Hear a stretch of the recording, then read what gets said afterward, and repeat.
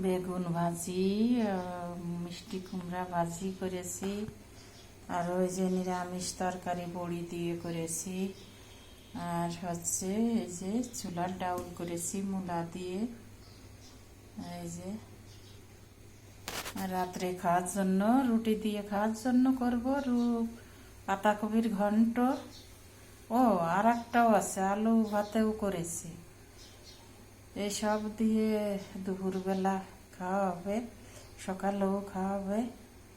সকালে শুধু এই যে নিরামিষ তরকারি দিয়ে খেয়ে গেছে সবাই, আর হচ্ছে দুপুরের জন্য ডাউল করেছি, ভাজি করেছি, সব দিয়ে হবে একবারে।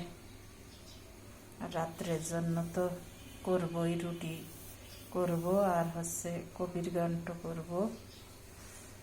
দেখি কি করা যায়। তো কেমন হয়েছে আমার রান্নাটা সবাই কমেন্ট করে জানাও, শেয়ার করে দাও। একটু শেয়ার করলে আমার অনেকটা আগায় যাব, আমার এটাও বাড়বে, আমার আগ্রহটাও বাড়বে। দেখো সবাই। আচ্ছা, এই ছিল আজকের রান্না বান্না, রেখে দিলাম।